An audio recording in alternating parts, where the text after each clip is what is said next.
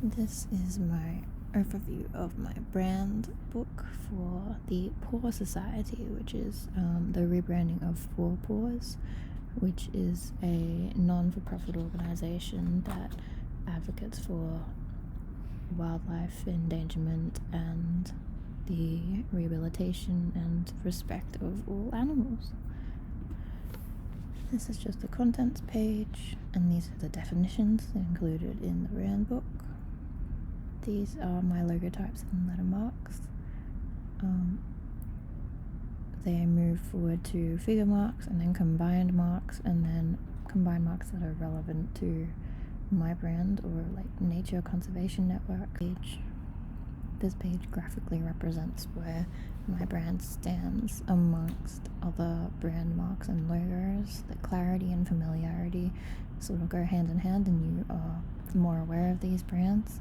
The unclarity or the unclearness and the brands that are less recognized also go hand in hand. So if the brand is harder to read, the viewer is less likely to recognize and remember it. We also see a correlation in modern and less complex brands making a larger difference and being more familiar across the board. Things that are out of date or overly complicated just don't read really well, and the public don't take to them, which is why these brands are more identifiable as modern and simple, clean logos and brand marks. Another chart here, just to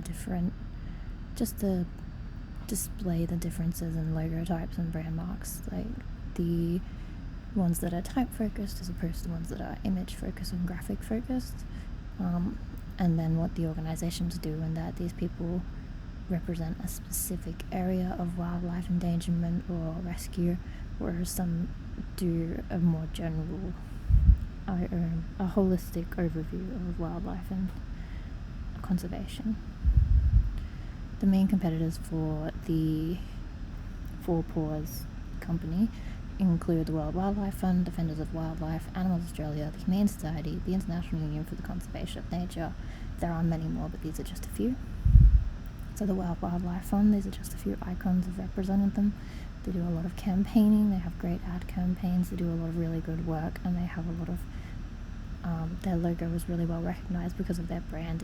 It's frequently applied to lots of products, and even clothing stores support their brand quite regularly as well, so everyone's very familiar with it.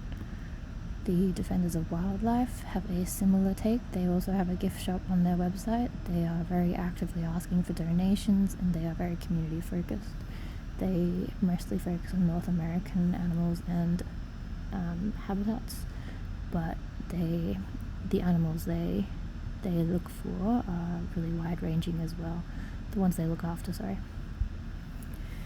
The organisation Animals Australia is really one of the most similar ones to Four Paws and the goals of the Four Paws company, in that their website is not confronting, but it is still really effective.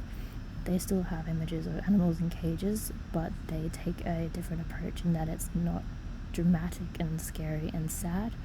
It's very clean, it's very positive, and they advocate for change in a very different way to what Four Paws is currently doing. The strategy statement for Four Paws mostly encompasses animals who are being mistreated by humans and animals who are in the care of humans, so most of them are domestic. The brand values include compassion, education, respect, sustainability, protection, and community, and their main focus is compassion. And this is an overview of the direction I'm hoping to take the brand.